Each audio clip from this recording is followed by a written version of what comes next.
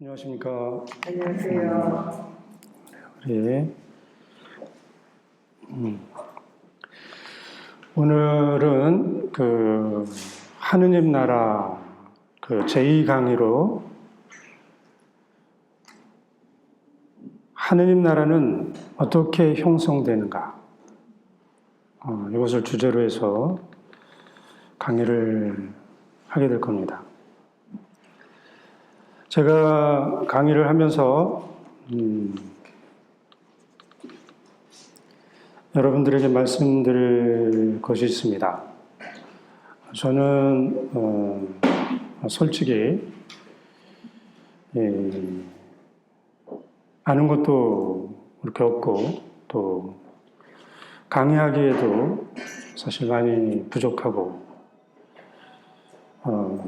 그런 상태입니다.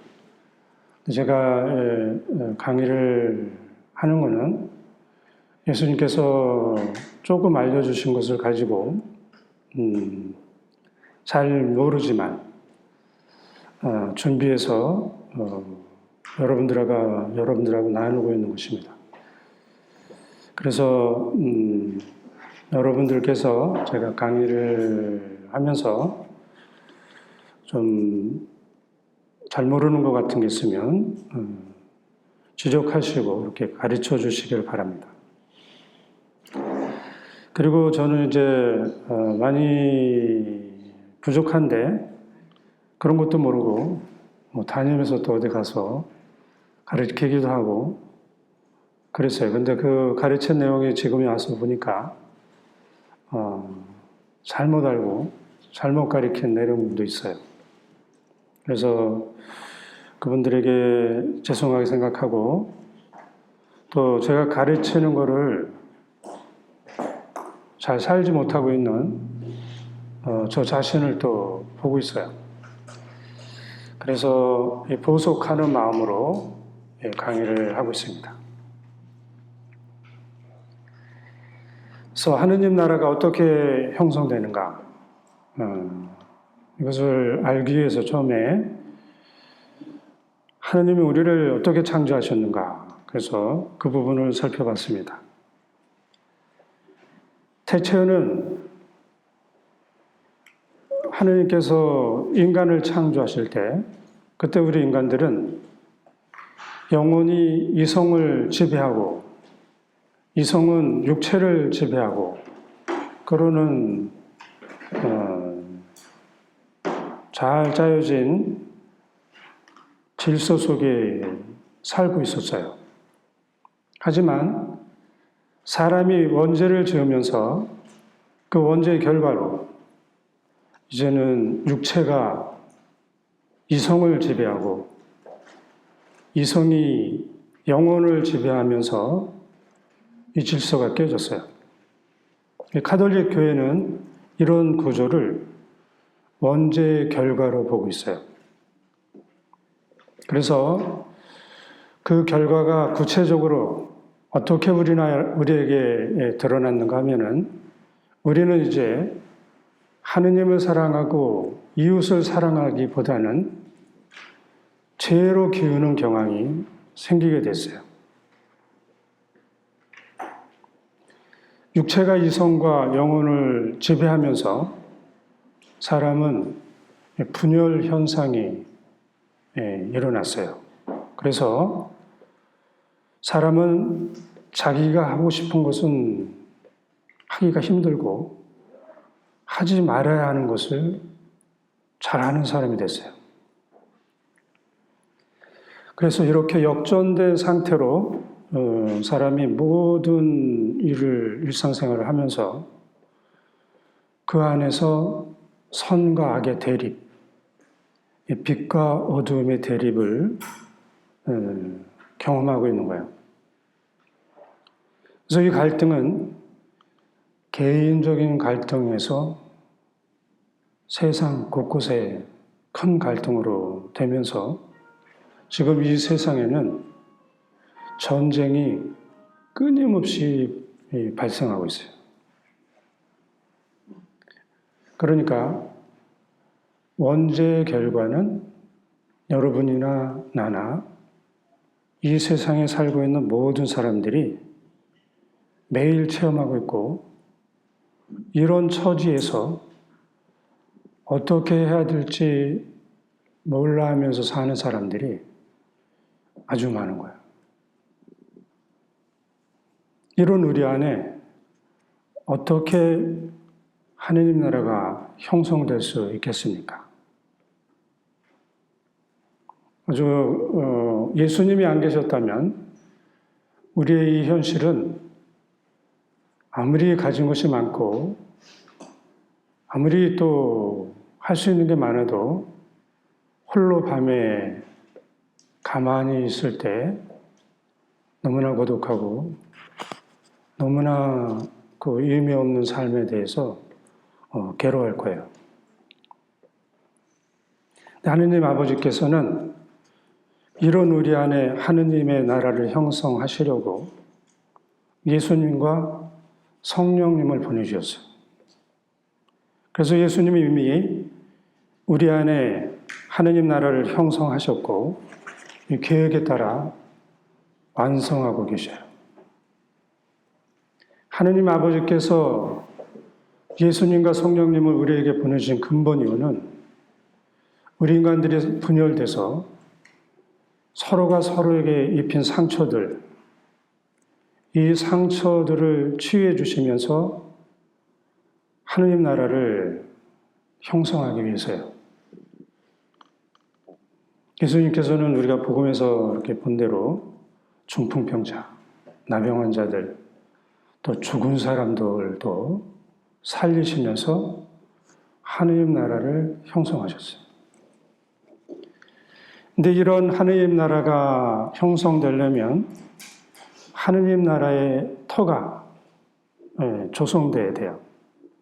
그래야 무너지지 않고 지속적으로 이렇게 발전해 나갈 거예요. 여러분들이 신앙생활 하시면서 자꾸 무너져 내리는 자기 자신을 다시 돌아가서 신앙생활을 하게 되고 그런 자기 자신을 발견했을 거예요. 왜 그랬을까? 이 하느님 나라의 터가 조성되지 않아서 그래요. 이 하느님 나라의 터를 어떻게 조성하면 될까? 제가 이제 본당에 있을 텐데 어떤 형제님이 좀 연세가 좀 드셨었어요.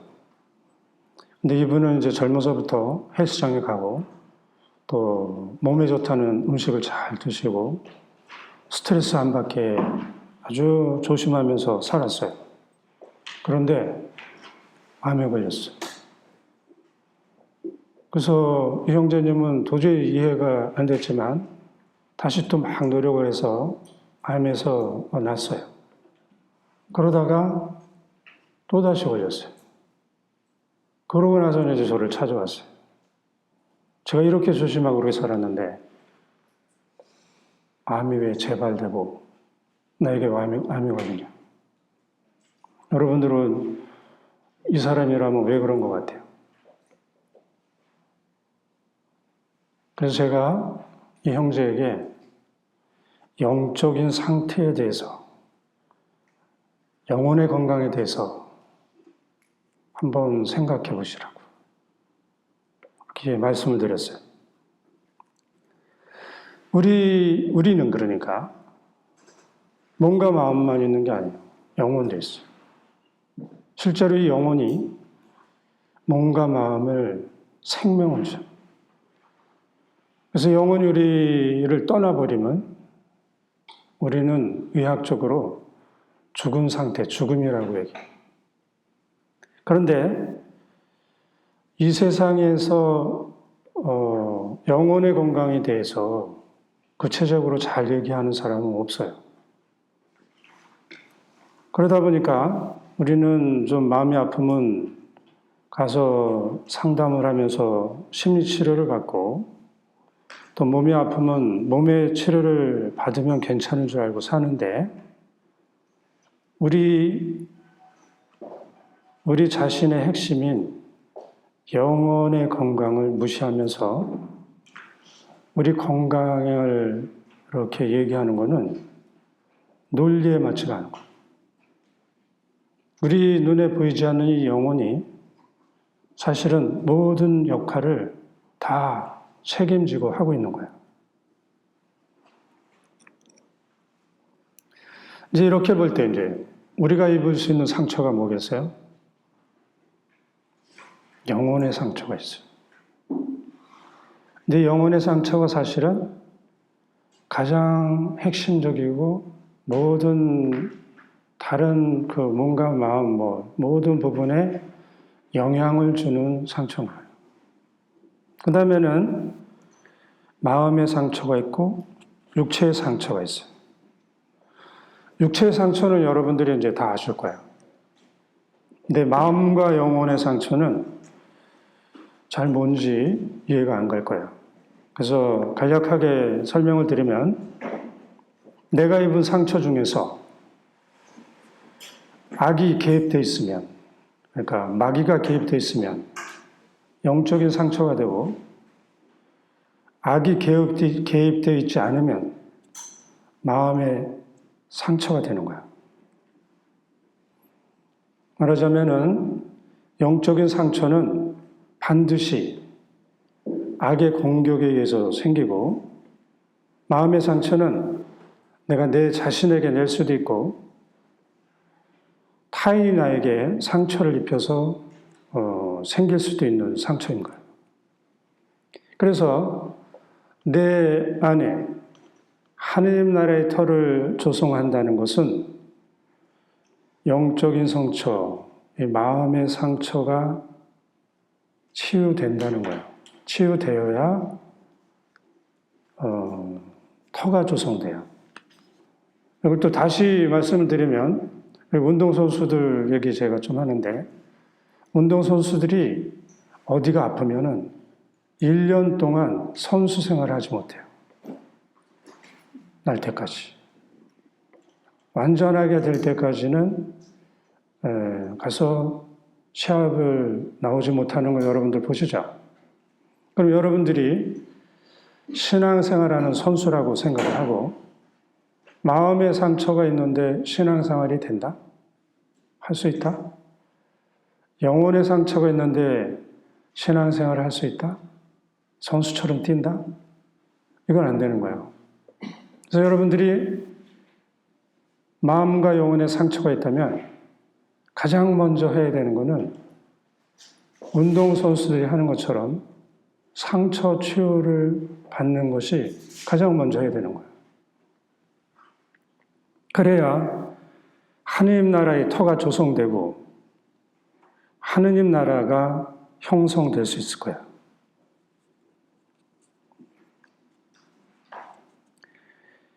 우리가 죄를 지으면 반드시 상처를 입어요. 여러분들은 그걸 모르실지도 모르겠어요. 여러분들이 지은 죄는 여러분들 안에 영적인 상처를 입혔고 때로는 다른 사람들에게도 상처를 입혀요. 또 죄의 종류에 따라서 죄의 대죄인가 소죄인가 하는 이 깊이에 따라서 내 안에 생기는 상처도 달라요. 그런데 이제 우리는 고해성사를 보면 다 되는 줄 아는데 고해성사를 본다는 것은 죄를 용서받는 것이지 죄의 결과가 우리 안에서 완전히 치유되는 거 아닌 거야. 원죄의 결과 아까 말씀드렸죠? 그래서 이제 우리가 해야 되는 건 뭐겠어요?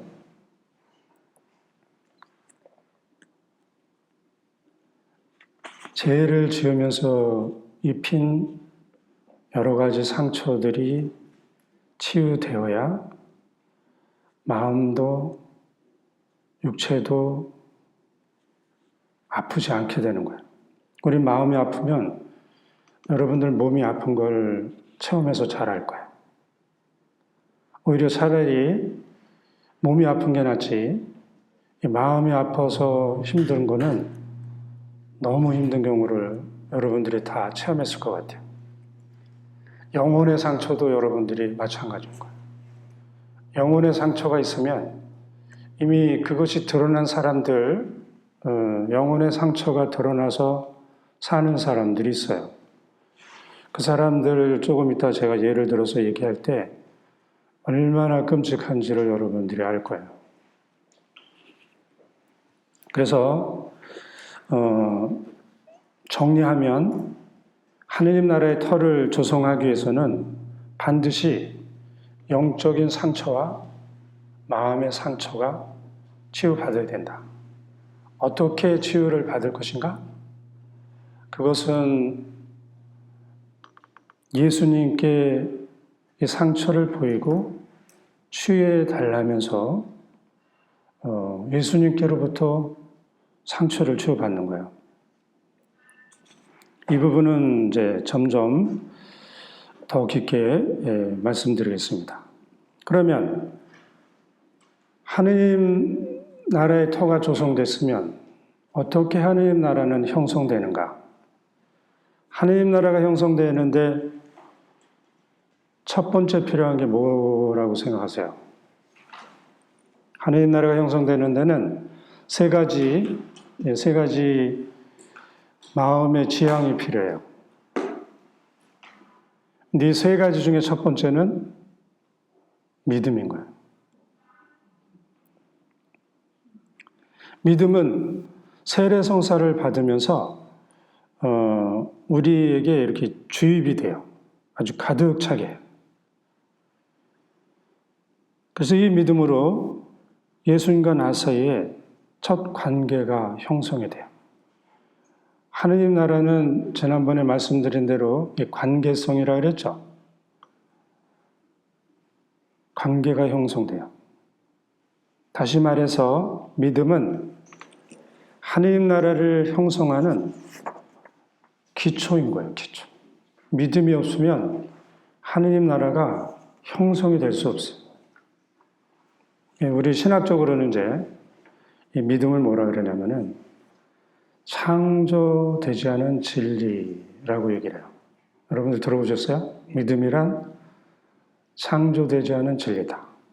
그 의미는 사람의 능력으로 믿음을 얻을 수 없고 사람의 능력으로 간직하거나 다른 사람에게 줄 수가 없어요.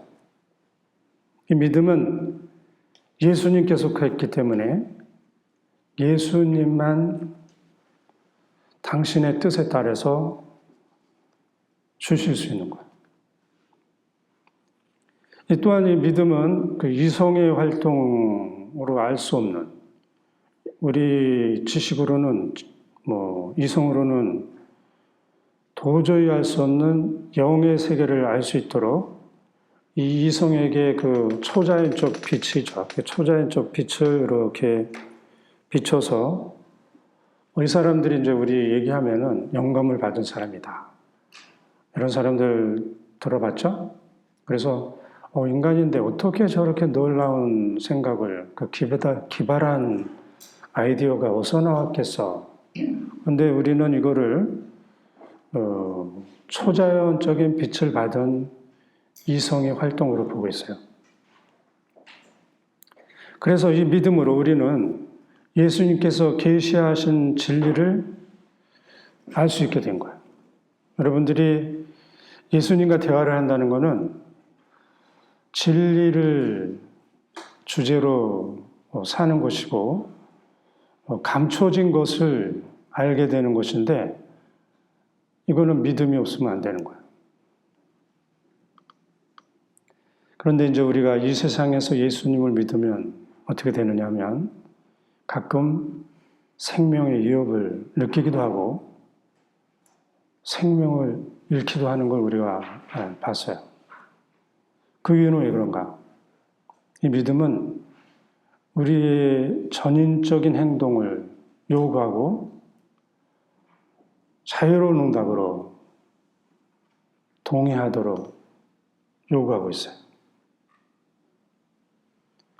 그래서 여기서 이제 좀 더 설명하기 위해서 행위로서의 믿음은 무엇이 있는가? 그거를 이제 제가 살펴봤는데 여기는 지성적인 거, 우리가 지성적이라고 얘기하고 또 감성적이라고 했는데, 감성적인 거를 표현할 때는 우리 마음이라는 말을 많이 써요. 그래서 믿음의 행위에는 지적인 행위와 그 정서적인, 감성적인 행위가 있구나. 이걸 아시면 되겠어요. 지성적인 행위로는 하느님을 믿는다는 것은 1차적으로 지적인 행위에 관계가 돼요. 계시하신 말씀을 믿는 것은 당연히 순수한 인간의 능력으로는 이게 불가능하지만 계시된 내용을 먼저 지성으로 받아들여야 따를 수가 있는 거예요. 동의할 수가 있는 거예요.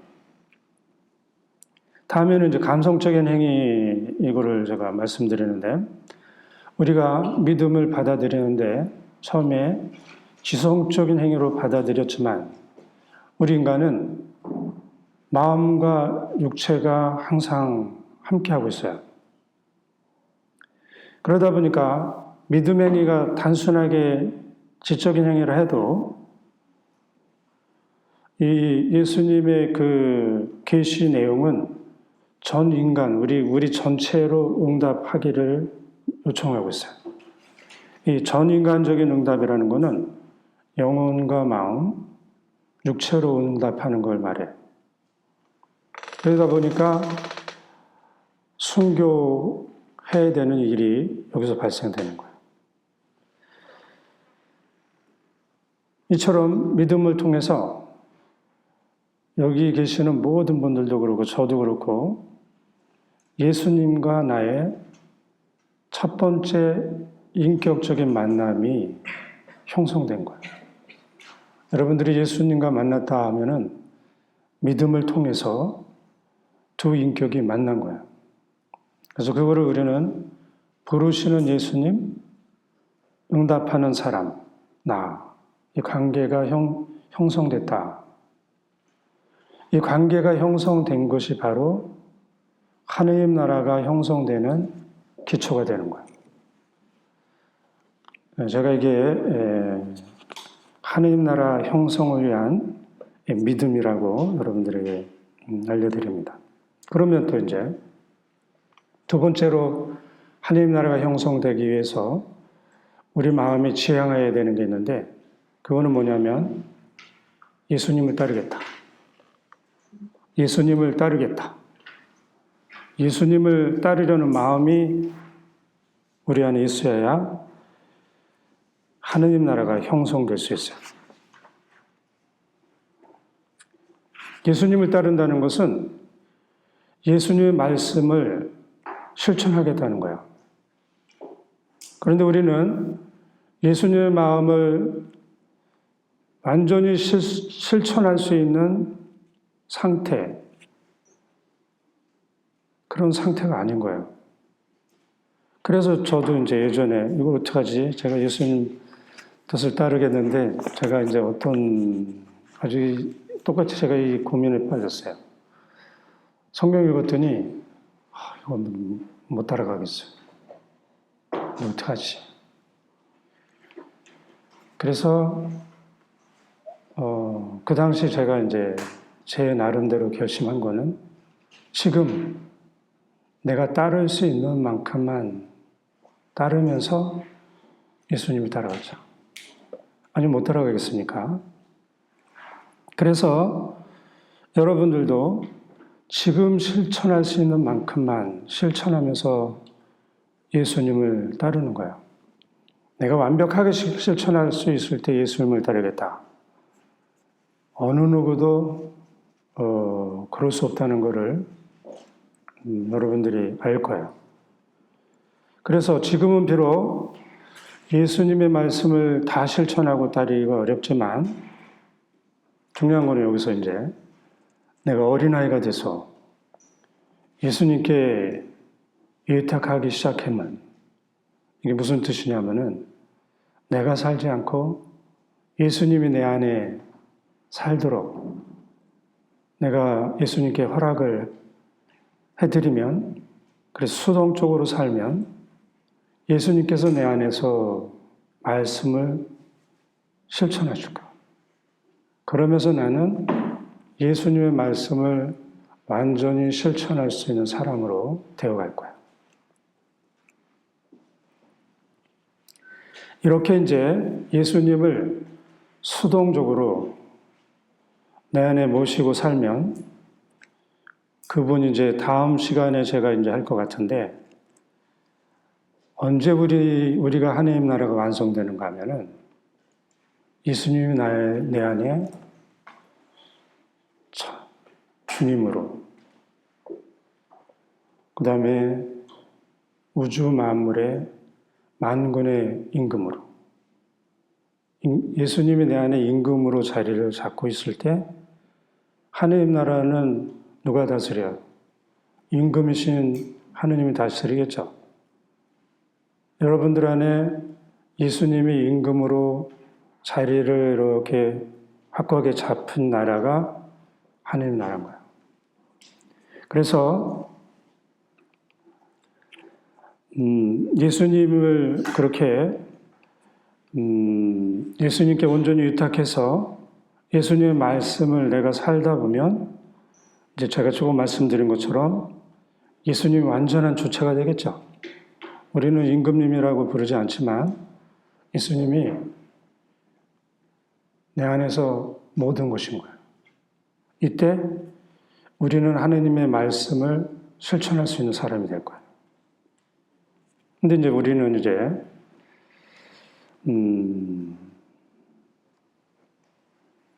이런 상태이기 때문에 성당에 가면 어떻게 하겠어요? 여러분들도 그렇고 저도 그렇고 서로가 보기에 저 사람은 너무 하나님 말씀을 잘 따르지 않아. 그런 사람들이 너무 많죠. 쌓였죠. 그 이유는 예수님을 따르는데 회개하고 따르지만 아직 못 따르는 그 과정에 있어서 그런 거예요. 근데 이거는 이제 제가 지금 말씀드리는 건 이제 좀 심각해. 때로는 세례를 받은 지 오래됐어요. 그럼에도 불구하고 세상 사람들처럼 악한 모습에서 벗어나지 못해서 그 악한 모습으로 사는 사람들이 지금 우리 성당에 가면 아주 많아요. 근데 이런 사람들이 가끔 성당에 오래 다녔다는 그 명목으로 사목회장도 되고 단체장도 되고 그러는 경우가 있어요. 그래서 이 사람들이 단체장이 되면서 단체원들을 괴롭히는 경우가 당연히 발생하겠죠? 그런 결과로 단체원들이 정말 기도하고 견디고 인내는 뭐를 낳고 막 그러면서 성당을 다녔는데 도저히 다닐 수가 없어서 단체 활동을 그만두고 아예 성당을 안 다니는 경우가 있어요. 그래서 이제 제가 이 강의를 통해서 말씀드리는 거는 아직 하느님 나라의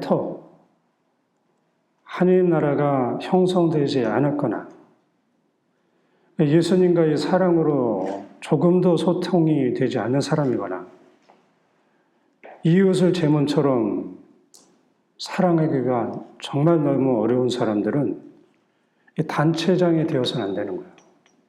절대로. 아무리 본당 신부가 권하고 또 주변에 많은 사람들이 권해도 이 바오로 사도가 이런 사람을 위해서 경고한 게 있어요. 마귀가 받을 심판에 떨어지지 않으려거든 단체장이 되어서는 안 돼요. 이 디모데후 1서에 나오는 거예요. 그리고 지금이라도 이런 사람들은 단체장을 하고 있다면 당장 그 자리에서 이렇게 내려와서 죽을 죄를 계속 지으면서 살지 말아야 될 거예요. 그래서 아무튼 간에 하느님 나라를 형성하기 위해서는 예수님을 따르려는 마음은 필수적인 거예요. 예수님을 따르는 마음이 있어야 예수님과 관계를 맺을 수도 있고 예수님의 은총을 받아서 예수님과 소통이 가능한 거예요.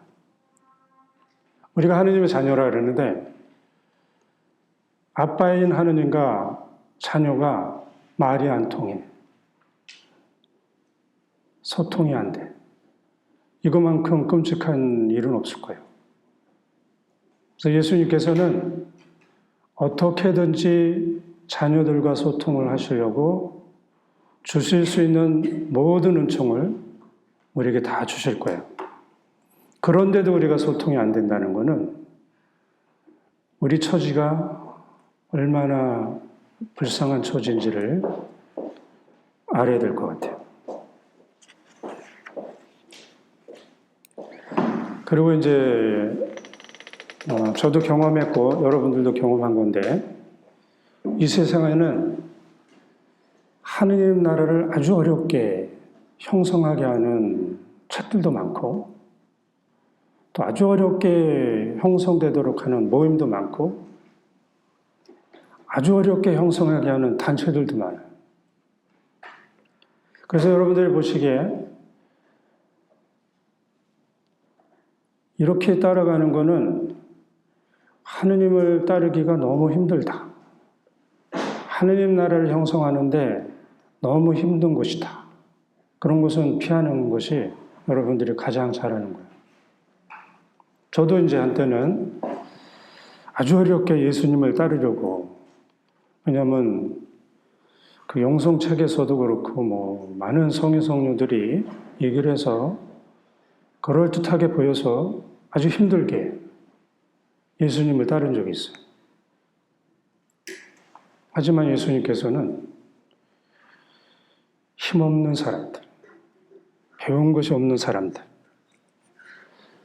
스스로 아무것도 할 수 없는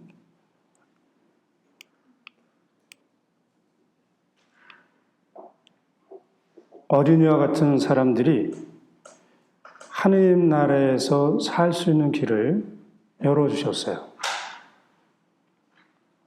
그래서 이제 여러분들이나 주변에 있는 사람들이 하느님 나라를 형성하는데 너무 어렵다. 그것은 내가 어려운 길을 선택해서 가서 그런 거예요. 배터리가 다 된 것 같아요. 하느님 나라를 형성하는데 힘들다. 그러면 내가 힘든 길을 선택해서 그런 것이다. 그런 걸 아셔야 돼요. 내 안에 하느님 나라가 형성되는 길은 내가 어린아이가 되는 길, 이 길 외에는 다른 길이 없어요.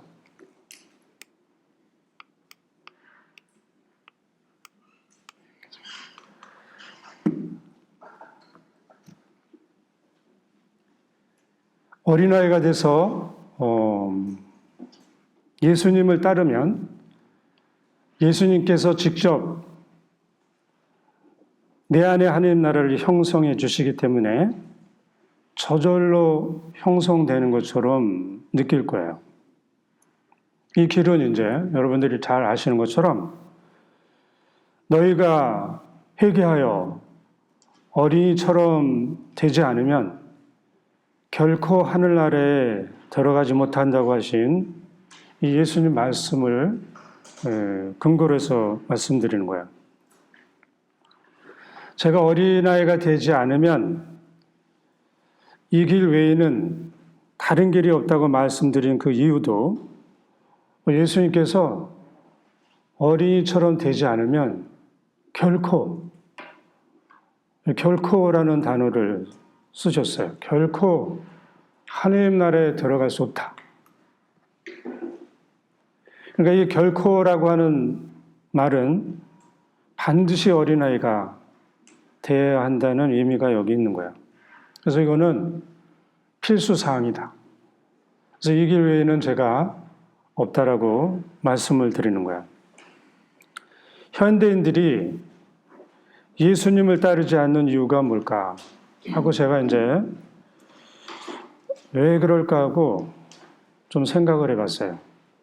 여기에는 여러 가지 이유가 있겠지만 본당에서 예수님을 따르며 사는 것이 어렵고 힘들어서 그래요. 여러분들 지금 본당 활동하고 계시죠? 예수님을 따르고 사는 것이 거기서는 너무나 기쁘고 행복하고 모든 것이 다 마련되어 있고 모든 내가 필요한 것이 언제든지 제공돼야 하는 것이 이 본당인 거야. 이렇게 되지 않고 오히려 인간적인 여러 가지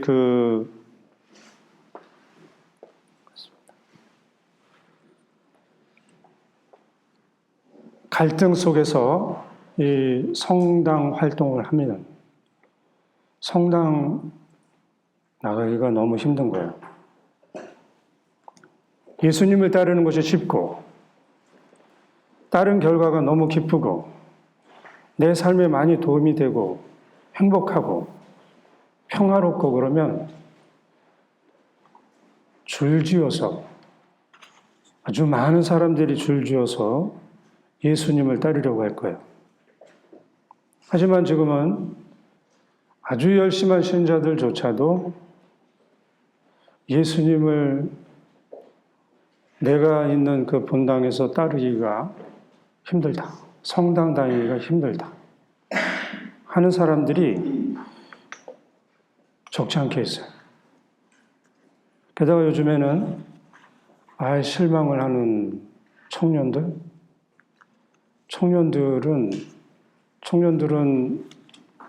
옳고 그름을 명확하게 판단하는 세대잖아요.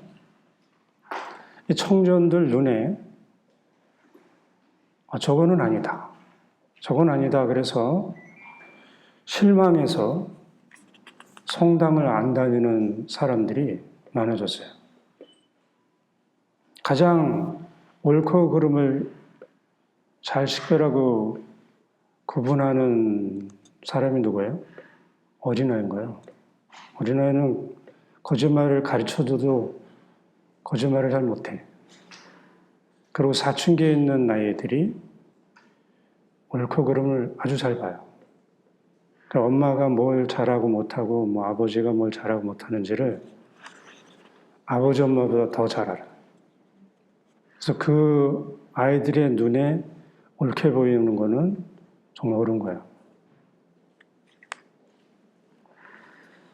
그래서 이 실망하는 사람들이 생긴 이유는 이 악한 표양을 보이는 사제들, 수도자들, 이 단체장들이 성당을 혼란스럽게 했기 때문에 그래요. 그래서 우리는 어느 누구도 성당을 악으로 더럽히도록 방치해서는 안 돼요. 악의 올감에 걸린 사람이 있다고 우리 바오로 사도가 그래요. 이런 사람들이 단체장이 되는 것을 우리는 결단코 막아야 돼요. 현재 이런 사람이 단체장을 하고 있다면 스스로 물러나도록 지속적으로 권유해야 될 책임이 여러분들에게 있어요. 그리고 내가 그 장본인이라면 아까도 말씀드린 것처럼 하느님께서 마귀에게 내릴 심판이 바로 나에게 내린다는 것을 알고 당장 그 자리에서 물러나야 될 거예요. 회개해야 될 거예요. 그리고 이런 사람들은 본인이 그리스도의 적이 되어 사는 것을 모르고 살고 있어요. 악의 세력들은 이 사람들을 이용해서 성당을 충분히 혼란시키고 분열시키고 아주 싸움의 그 도가니로 악하게 만들 수가 있어요.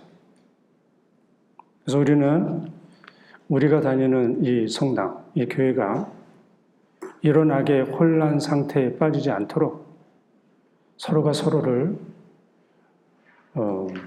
보호하면서 성당을 지켜야 할 거예요. 그리고 성당 안에 악의 나라가 형성된 것은 지체 없이 제거해서 하느님 나라를 형성해야 할 거예요. 불행하게도 이제 이런 사람들이 적지 않게 우리 성당을 혼란 상태로 만드는 것을 여러분들이 아마 지금 체험하고 있을 것 같아요. 그래서 이제 열심한 사람들이 성당에 다니는 것이 어렵게 되고 새로운 신자들이 입교하는 것이 좀 이렇게 들고 왔더니 그런 모습을 봐서 오지 않으려고 하는 그런 현상이 있어요. 우리 박해 시대 때는 죽을 각오를 하고 세례를 받았어요. 근데 지금은 따르려는 마음도 없고 또 예수님을 믿지도 않는데 출세하기 위해서 그 신자라고 하면 도움을 받기 위해서 세례를 받고 결혼하기 위해서 요즘은 또 이제 정말로 믿지도 않고 그러는데도 결혼하기 위해서 세례 받는 사람들이 많이 생겼어요. 믿음도 없고 예수님을 따르는 마음도 없고 성당을 그냥 우리 무늬만 교우라는 사람들이 너무 많이 있는 거예요. 이 모습은 제가 어릴 때만 해도 이런 모습은 전혀 없었어요. 제가 어릴 때는 천주교 신자라고 하면 너무 많이 웃고 서로 도와주려고 어디서든지 다 그랬어요. 예전에 없던 모습이 지금 이 현재 교회에 형성돼 있어요. 이 사람들은 이 성당을 윤리적으로 어지럽히고 타락시키고 있어요. 세례를 받았지만 세상 사람들이 저지른 죄악을 다 저지르면서 아주 태연스럽게 성당을 다니고 있어요. 왜냐하면 믿음도 없고 예수님을 따르는 마음도 없으니까 박힌 게 없는 거예요. 근데 이런 사람들이 나이가 들어서 명예욕이 생기면서 사목회장이 되고 단체장이 된다면 이 성당은 어떻게 되겠습니까? 그래서 이 사람들의 특징은 여러분들이 다 보셔서 아는 것처럼 하느님 나라를 형성하기보다는 어떻게든지 인간의 친목단체, 이 성당을 친목단체로 만들어 가려고 별의별 구실을 다 만들고 있어요. 그래서 다른 사람들 안에 하느님 나라가 형성된 것을 방해하고 자기 자신도 그런 처지에 있는 거예요. 그래서 사람들은 이제 세상에 속된 것을 피해서 경건한 마음으로 성당에 다니려고 성당에 왔는데 대모라는 사람들, 이 단체장들이 이 사람들을 술주정뱅이가 만들어요. 계속 술집에 들어가가지고. 대모들은 시간이 나면 어떻게 됐어요? 기도하는 것을 가르쳐주고 성독에 도달하는 길을 함께 걸어가게 될 사람인데 술집만 찾아다니는 게 이 대모의 역할은 아닌 거예요. 그래서 성당의 신신단체를 세상의 친목단체로 타락시킨 사람들이 본인이라면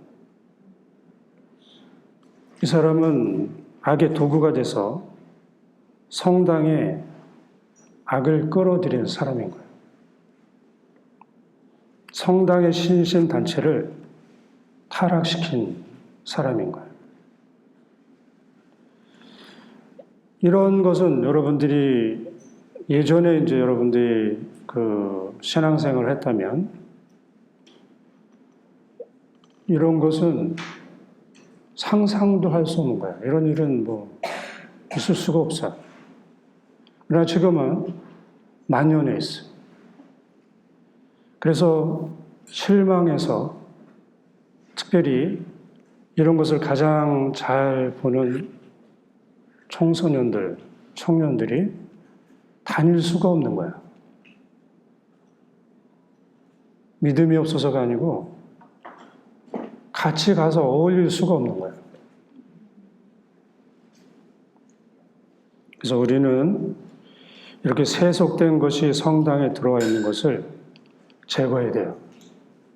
그리고 이 성당의 역할, 교회의 역할, 하느님 나라를 형성하는 그런 교회가 되면 청소년들은 오지 말라고 해도 아주 많이, 왜냐하면 성당에 다니니까 너무 기쁘고 행복한데 다른 어디 곳을 찾아가겠어요. 많이 오게 될 거예요. 그 다음에 세 번째 지향으로 사랑을 회복하는 거예요. 예수님과 사랑의 관계를 회복하는 것. 이것이 회복돼야 하느님 나라가 형성될 거예요. 예수님과 사랑의 관계를 회복하기 위해서 어떻게 해야 되는가? 여기에 이제 제가 아까 말씀드린 영적인 상처와 마음의 상처가 치유되어야 돼요. 이게 치유되지 않는 상황에서는 예수님과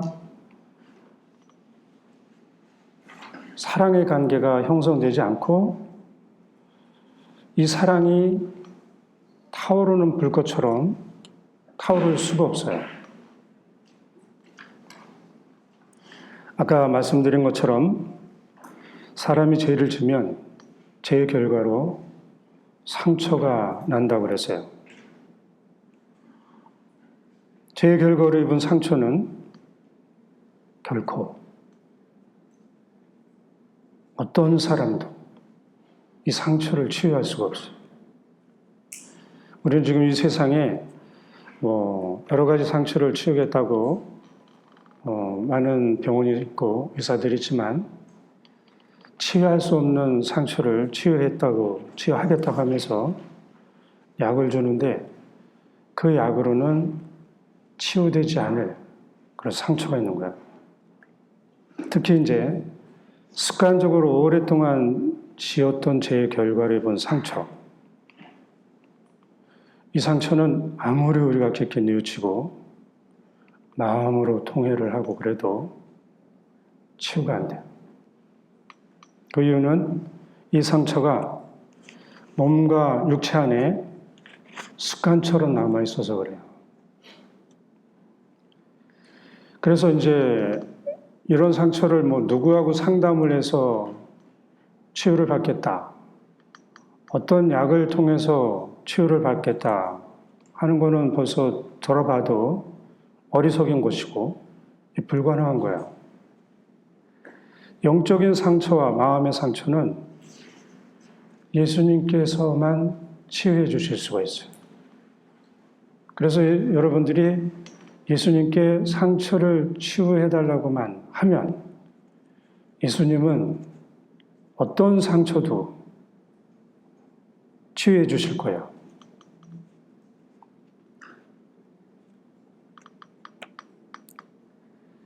겸손한 마음, 이 겸손한 마음이 필요해요. 겸손한 마음으로 내가 어떻게 해서, 그러니까 더 구체적으로 하면 내가 어떤 죄를 져서 이런 죽을 죄면 대죄문 죽을 죄겠죠? 죽을 죄를 졌습니다. 그래서 제가 죽음의 상처가 이렇게 많이 있습니다. 이 죽음의 상처를 치유해 주십시오. 예수님께 계속 그 상처를 내 보이면서 치유해 달라고 하시면 예수님께서는 여러분들을 기다리고 계셨어요. 언제나 나에게 와서 이 상처를 내보이고 치유해 달랄까? 예수님은 너무 기뻐하시면서 여러분들이 죽어 있는 상태, 예수님은 죽은 사람도 살리셨죠? 여러분들이 죽어 있는 상태의 그 상처는 충분히 치유할 수 있는 능력이 있으신 분인 거예요. 이 예수님께 치유해달라고 지속적으로 청하는 거예요. 이렇게 상처가 치유되면 나는 어떻게 되는가? 새로운 사람이 돼요. 새로운 사람. 새로운 사람이 된다는 것은 하느님 나라가 형성되었다는 거예요. 그래서 여러분들이 항상 마음속에 믿음이 없으면 이거를 되뇌우세요.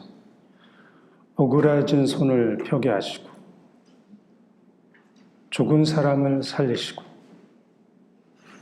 마른 뼈에 생기를 넣어주실 수 있는 분, 예수님. 예수님을 믿습니다. 그래서 이렇게 믿고 사는 사람들은 예수님이 당신의 말씀으로 복된 사람이라고 말씀하셨어요. 지난 시간에 제가 그 겨자씨에 대해서 강의를 했어요. 여러분들 들으셨죠? 예. 거기에 이제 겨자씨 같은 사람들이 도박 중독, 알코올 중독, 이런 사람들이라 그랬죠. 그러면서 이제 그 강의 중에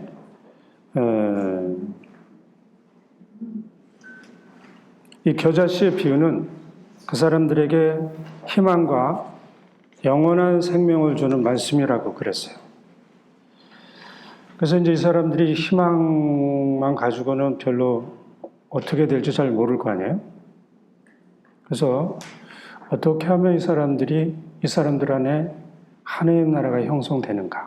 형성될 수 있을까? 이 부분을 제가 이제 오늘은 알려드릴 거예요. 창세기에 보면은 원죄 얘기가 나오죠. 이 원죄 얘기는 원죄가 무엇인지 이 상징적인 언어를 사용해서 우리에게 알려주고 있어요. 그 내용은 사람이 악의 유혹에 넘어가서 하느님께 불순종했다 하는 내용인 거예요. 그 원죄 결과로 인간의 본성이 파괴됐는데 완전히 파괴되지는 않았다. 그렇지만 인간 본성에 엄청나게 큰 상처를 입혔다. 그 결과로 우리 안에 있는 거룩함과 그 위로움이 결핍이 생겼고 무지, 이 어리석은 사람들 있죠. 어리석은 사람, 무지한 사람들 막 이렇게 얘기하는데 어리석음도 죄인 거예요. 하느님 나라에 들어가지 못하는 사람들 중에 첫 번째 거기 들어가는 사람이 어리석은 사람은 하느님 나라 못 들어가요. 그래서 여러분들이 어리석으면 안 돼. 하느님의 자녀들은 어리석지 않아요. 어리석고 무지와 고통, 죽음의 지배를 받게 됐어요. 그리고 이제 우리는 사욕이라고 저는 우리나라는 번역을 했는데 저는 욕종이라고 번역을 해요. 욕종은 뭐냐면 죄로 기우는 경향인 거예요. 제가 이 욕종이라고 번역하는 이유는 이거는 이제 우리 토마스 아퀴나스 성인 알죠? 네. 그분이 신학대전 썼잖아요. 네. 그분이 신학대전 9권을 거의 이 욕종이라는 단어를 가지고 이만큼 썼어요. 이렇게 두껍게. 그래서 제가 9권에서 그래서 제가 그 책을 아주 자세히 들여다보고 이해하려고 했다 보니까 이건 욕종이구나. 이 단어의 뜻이 욕정이구나. 우리에게는 그렇게 알아들었어요.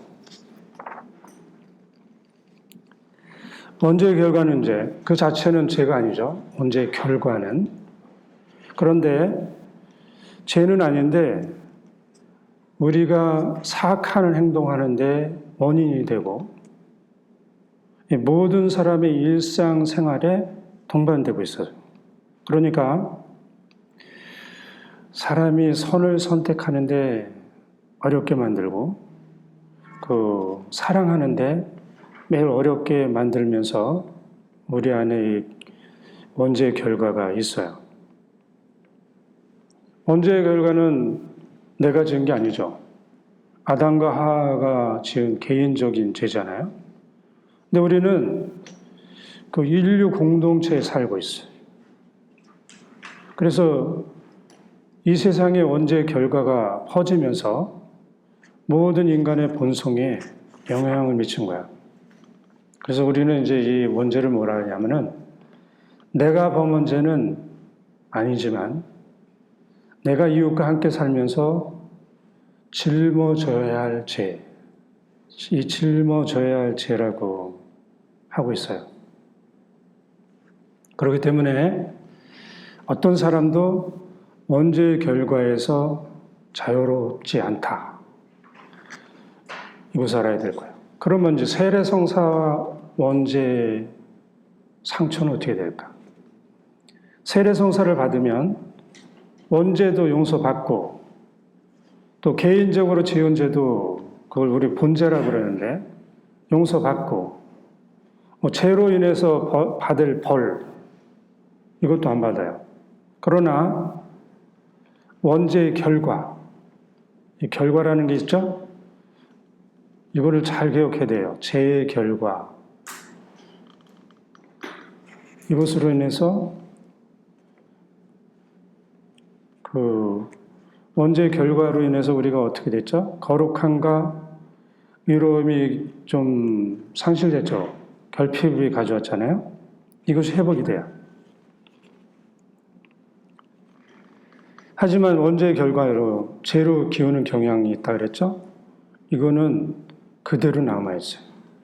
세례성사 후에 우리가 지은 죄도 고백성사를 통해서 죄를 용서받고 벌도 안 받지만 죄의 결과는 우리 안에 남아있다 그랬죠?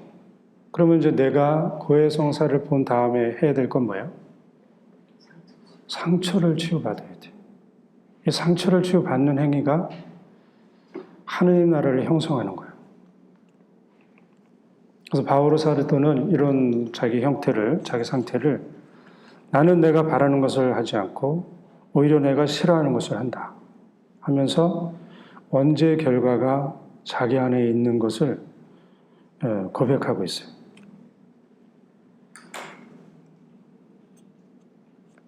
그래서 이제 우리가 고해성사를 보고 또 보고 그래도 같은 죄를 계속 짓는 이유는 뭐겠어요?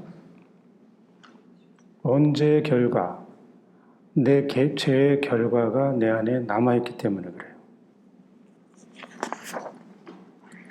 그럼 어떻게 하면은 영적인 상처를 치유할 수 있을까? 먼저 그 영적인 상처를 입은 그 증세가 있겠죠. 그 증세를 이제 한번 말씀드리겠습니다. 먼저 이제 양심이 무너져 있어요. 양심이 무너져 있는 사람들이 여러분들 가운데 좀 있을 거예요. 어떻게 저렇게 할 수가 있어? 이런 사람들. 양심이 무너지면 죄를 많이 져서 양심이 무너지면은 양심의 가책을 받지 않고 죄책감도 없어서 죄를 쉽게 져요. 심하면 어떻게 돼요? 죄의 중독에 걸려요. 여러분들이 죄의 중독에 걸린 사람들을 이미 알고 있고 보고 있어요. 그래서 이 부분에 대해서는 제가 좀 이따 얘기를 하겠어요. 그러나 영적인 상처가 치유가 되면 어떻게 돼요? 양심이 섬세해지고 양심의 소리, 하느님의 소리를 잘 들을 수가 있어요. 영적인 상처는 영적으로 조금 감각이 있고 열린 사람들은 느낄 수가 있어요. 그러나 이 부분이 닫혀 있는 사람들은 느끼질 못하는데 대부분은 꿈과 같은 이 무의식적인 활동을 통해서 이 영적인 상처를 인지할 수가 있을 거예요. 이 영적인 상처는 당연히 이성과 육체에 작용하고 있어서 여러분들이 이런 얘기를 많이 들었을 거예요. 나는 정말 고통스럽고 힘들고 아픈데 병원에 가면은 원인이 나오질 않아.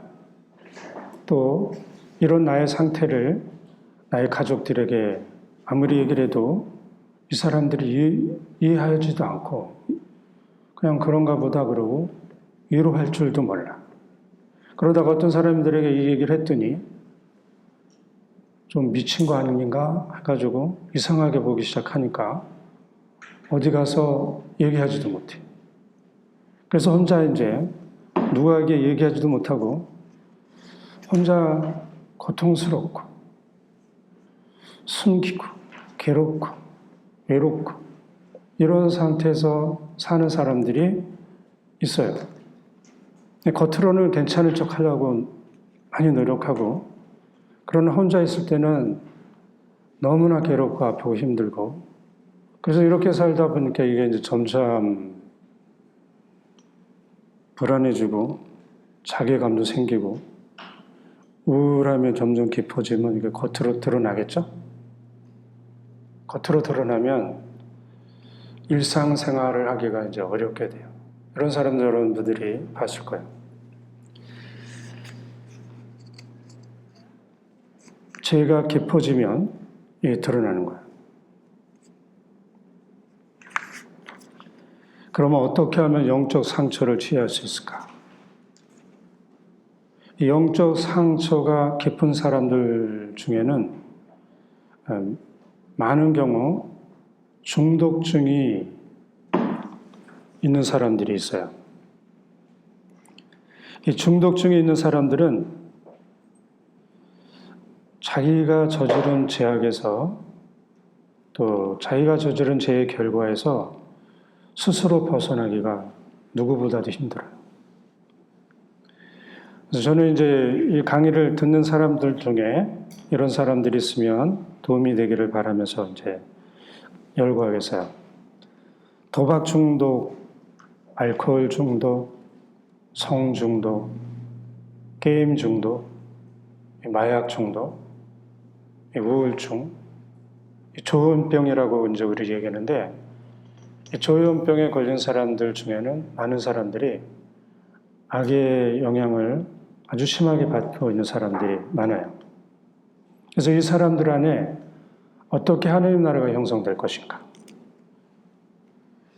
특히 습관적으로 오랫동안 대죄를 지은 사람들, 이 사람들 안에 중독증이 생길 수 있어요. 이 사람들은 부분적으로 자기가 저지른 그 죄의 종류에 따라서 그 부분에 악이 스며들어가고 악해져서 그 부분에서 자유의지를 빼앗긴 사람들인 거야. 그래서 정말로 별의별 노력을 다하고 개인적인 무슨 결단을 하고 행동을 해도 어렵게 된 거예요. 이 사람들은 특별히 자기 주변의 사람들을 아주 괴롭혀요.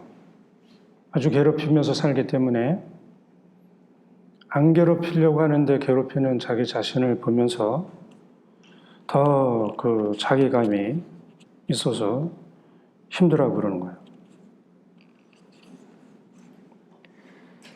저는 이 사람들에게 좀 도움이 될 수 있으면 하는 마음으로 이 강의를 준비했어요. 어떻게 하면 자유로워 줄 수 있을까? 예수님께 여쭤보고 또 여쭤보고. 그래서 이제 이 강의를 준비했는데 아주 부족한 게 많아요. 그리고 저는 이 사람들을 위해서 또 많은 사람들이 봉사하고 있는 것도 알아요. 근데 저는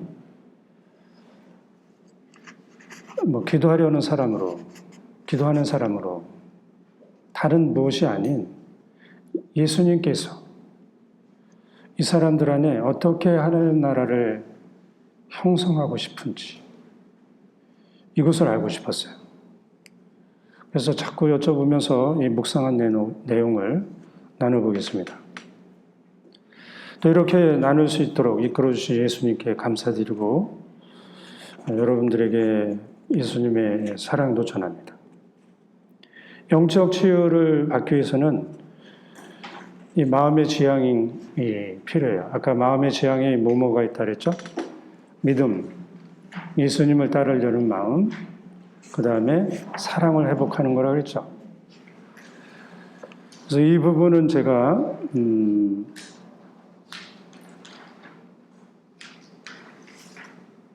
다 하지 않고 시간이 많이 지나서 악에게 자유의지를 빼앗겨서 이 세 가지 지향을 가지고 살 수 없는 사람 어떻게 해야 될까? 이 사람들은 뭐 성당도 못 나가고 기도하라 그러면 기도도 못 하고 또 뭐 믿음을 가지라 그래도 가질 수가 없고 이런 사람들이 있어요. 근데 어떻게 되냐면 유아세례라는 거 여러분 알죠? 유아세례는 어린아이가 예수님을 알 수 없고 믿음 신앙 고백도 못하고 그러는데 누가 대부모가 대신 신앙 고백을 해서 세례를 받죠. 이 사람들도 똑같은 상황인 거예요. 그래서 이 사람들에게는 이 사람들을 도와줄 대신 신앙 고백하고 기도해 줄 사람이 반드시 필요해요. 그래서 이 사람들이 스스로 할 때까지, 할 수 있을 때까지 도와줘야 돼요. 그러면 이제 구체적으로 이제 어떻게 하면은 악을 제거할 수 있는가? 이게 이제 구마기도하는 방법인 거예요. 제가 지난번에도 이제 말씀드린 것처럼 저는 어떻게 해서 이태리에서 구마기도권을 받아서 구마기도를 이렇게 하게 됐는데 어떻게 해야 되는가 하고 저는 어떻게 해야 악이 제거되느냐고 예수님께 많이 여쭤봤겠죠. 그거에 대한 종합적인 거를 또 시간 관계상 구체적으로 자세하게는 못하고 하겠습니다. 그래서 악에게 부분적으로 점령된 사람, 이 사람들이 이제 주로 많이 하는 게 고해성사를 보는 거예요. 고해성사를 보는 것도 사실은 이 사람들은 어려운데 그래도 이제 보는데 고해성사만 봐가지고 악이 제거되는 건 절대 아닌 거예요. 악이 어떤 사람의 한 부분을 점령하면 영혼만 점령하는 것이 아니고 이성과 육체도 같이 점령해요. 그래서 이 사람은 하지 않으려고 해도 악이 강제로 이 사람의 마음을 움직여서 악행을 저지르게. 그래서 아주 위험한 상황이 생길 수도 있어요. 그래서 자유의지를 빼앗긴 자기 자신을 보면서 정말 피폐한 자기 자신을 보게 됩니다. 그래서 이 사람들 안에 첫 번째 해야 될 게 뭐겠어요? 악을 제거하는 거예요. 다른 무엇을 하는 게 아니고, 그래서 이제 누군가 악을 제거해 준다고 이렇게 도와주는 사람이 있다면 다른 무엇을 하는 게 아니고 이 사람에 있는 악을 제거하는 게 가장 중요해요. 어떻게 해야 됩니까? 그걸 제가 이제 지금 알려드릴 텐데 그대로 따라 하시면 여러분들에게 도움이 될 거예요. 그리고 나는 악에게 나의 자유의지를 빼앗기진 않았지만 그래도 이 기도를 그대로 따라하면 여러분들은 하느님을 타오르는 불꽃처럼 사랑하게 하는 이 기도가 될 거예요. 제가 말씀드린 것처럼. 처음에는 이제 어떻게 되는가? 믿음의 기도를 해야 돼요. 이 악의 세력은 숨 쉴 틈도 주지 않고 사람을 괴롭혀요. 그러니까 이제 어떻게 되겠어요? 나도 숨 쉴 틈 없이 예수님께 악을 물리쳐 달라고 기도해야 돼요. 악을 물리칠 수 있는 분은 예수님밖에 없어요. 그래서 예수님께 아주 나도 집요하게 기도하는 게 첫 번째 해야 될 거예요. 이렇게 하면은 악은 금방 도망가고 또 뜸해지고 그래요. 그렇지만 이 사람 안에 악한 부분이 완전히 제거되지 않았고 그래서 도망갔다가 다시 또 다 돌아와요. 그래서 이제 언제 악이 제거되는가 하면은 악이 점령하고 있는 부분에서 쫓겨나고 쫓겨나는 거는 그렇게 어렵지 않아요. 다시 돌아오는데 완전히 쫓겨나게 될 때 악이 제거가 되는 거예요. 우리는 이제 악이 공격하는 데는 밖에서 공격하는 게 있고 점령해서 공격하는 차이가 있어요. 확실히 달라요. 그래서 어떻게 기도해야 되는가? 이 기도문을 여러분들이 저도 그런데 저도 이 기도문을 수시로 반복하면서 살아요. 어떻게 하냐면 예수님, 저를 항상 노리고 있는 악의 세력을 모두 물리쳐 주시고 천사들을 많이 보내주시어 저를 보호해 주세요. 그리고 제가 잘못 알고 있는 것이 있으면 알려주세요. 이 기도를 반복하는 거예요. 다시 한번. 예수님, 저를 항상 노리고 있는 악의 세력을 모두 물리쳐 주시고 천사들을 많이 보내주시어 저를 보호해 주세요.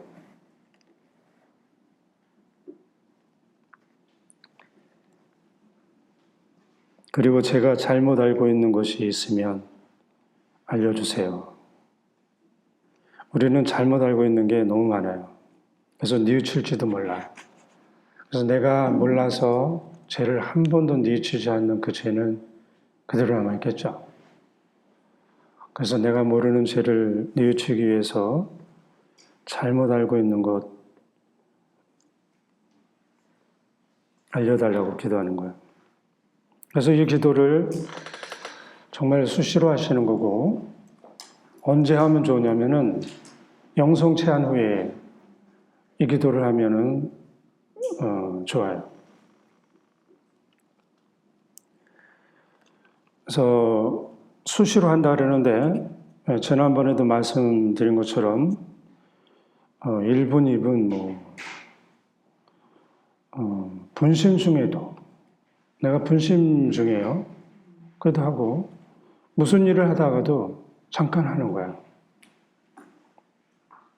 중요한 건 뭐겠어요? 예수님의 끈을 놓지 않으려고 믿음으로 하는 거예요. 저 같은 경우는 이 기도를 하면은 저를 가끔 산란하게 하고 또 막 힘들게 하는 그런 것들이 있는데 이 기도를 계속하면 싹 없어지고 고요한 마음, 이렇게 마음이 가벼워졌지 하는 그런 마음이 많이 생겨요. 이렇게 하면 악은 이 타오르는 종이처럼 불에 타서 이렇게 없어지는 종이처럼 떨어져 나갈 거예요. 이 기도를 하는 데는 이제 두 가지 중요한 덕이 있어요. 첫 번째는 믿음인 거예요. 이 믿음은 예수님의 전지전능하신 힘을 그대로 빨아들이는 통로인 거예요. 그래서 믿음 없이 기도하면 예수님의 그 놀라운 능력이 들어오질 않아요. 그 나자렛 사람들을 기억하면 잘 아실 거예요. 그래서 아무리 작은 바늘 구멍 같은 믿음이라도 내 안에 있으면 그 구멍을 통해서 예수님의 전지전능하신 힘이 들어와서 악을 제거하고 상처를 치유받을 수 있어요. 이 믿음이라는 게 뭐냐면 아까 말씀드린 것처럼 세례성사 때 주입된다 그랬죠? 근데 한 번 받으면 끝이 아니고 믿음은 우리의 상태에 따라서 약해지기도 하고 강해지게 돼요. 그래서 믿음, 희망의 사랑은 믿음, 희망, 사랑의 덕은 계속 청하면서 살아야 되는 덕인 거예요. 한 번 받았으니까 그게 아니고 믿음을 시간 나면 청하는 거예요. 믿음의 덕을 더해 주십시오. 그래서 이제 어떤 사람들은 이제 내 안에 있는 악을 제거하기 위해서 단식을 한다. 뭐 어려운 보행을 하는데 이런 것보다도 예수님을 찾는 게 가장 잘하는 거예요. 내가 성덕에 도달하는데 고행을 통해서 가는 것이 아니고 예수님을 찾는 것이 가장 가깝게 가장 지름길로 가는 거예요. 그 다음에 성경 묵상, 이게 이제 얼마나 중요한지를 여러분들에게 알려드리겠어요. 성경 묵상하는 방법에 대해서 먼저 말씀을 드리면, 성경 묵상은 보통 조용한 데 가서 성경을 읽고 또 그 말씀을 묵상하면서 예수님 안에 머물고 예수님과 사랑의 소통을 하고 점점 깊어지면 예수님과 그 하나가 되고 또 하나가 돼서 사랑으로 불타오르고 하게 하는 게 이게 성경 묵상이죠. 이게 성경 묵상인 거예요. 그런데 이제 어떻게 해야 되느냐, 이 성경 묵상을. 보통 우리는 조용한 데 가서 한다고 그러는데 조용한 데 가서 1시간, 2시간, 5시간을 했다 해도 그렇게 하는 성경 묵상은 잘하는 기도가 아닌 거예요. 이 성경 묵상은 하루 종일 해야 되는 거예요. 그래서 어떻게 내가 조용한 곳에 가서 성경 묵상을 하는 이유는 하루 종일 하기 위해서. 어떻게 하루 종일 하냐면 성경 묵상한 그 성경 내용 중에서 한 부분을 아주 짧은 예수님의 말씀을 계속 반복하면서 되뇌면서 사는 거예요.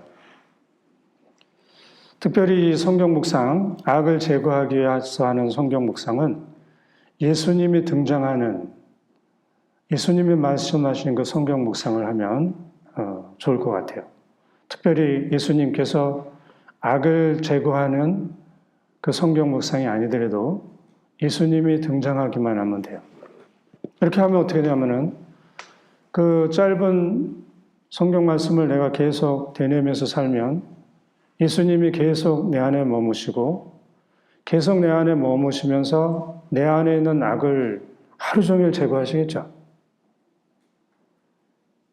하루 종일 제거하시면서 그 부분을 사랑으로 이렇게 바꿔나갈 거예요. 그렇기 때문에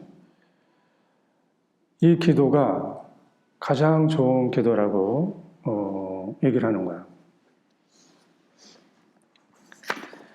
그 다음에 이제 악을 제거한다고 하는 거는 뭐예요?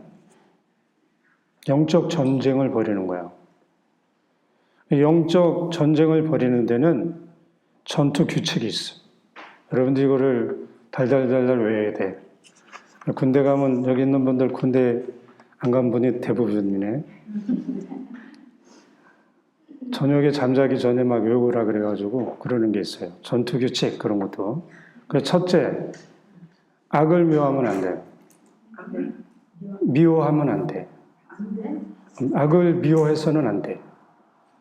악을 미워하지 않고, 악을 악으로 공격하지 않고, 악을 악으로 보복하지 않는 게 전투 규칙인 거야.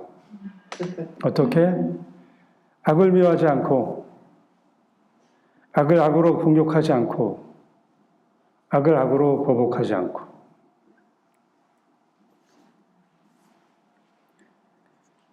그래서 이제 잘못 기도하면 어떻게 하겠어요? 기도하면서 악해질 수가 있어요. 마귀보다 더 악해질 수가 있어요. 그래서 절대로 이 전투 규칙을 어겨서는 안 돼요. 악이 가장 싫어하는 게 뭐예요? 사랑인 거야. 이 사랑이 있는 곳에는 악이 있을 수가 없어요. 그래서 악을 확실하게 제압하고 제거하는 덕은 사랑의 덕인 거예요. 예수님께서 해주신 말씀이 있어요. 원수를 사랑하여라. 너희는 너희를 박해하는 자들을 위해서 기도하여라. 또 바오로 사도는 너희를 박해하는 자들을 축복하여라. 저주하지 말고 축복의 기도를 하라. 이 말씀들이 악을 완전히 제압하고 제거할 수 있는 말씀인 거예요. 그래서 어떻게 해야 돼? 악에게 하느님의 사랑과 축복이 충만하게 내리기를 기도하는 거예요. 그러면 이 악은 하느님의 사랑과 축복을 아주 완강하게 거부하다가 힘이 빠지고 지치고 그래서 쫓겨나게 되는 거예요.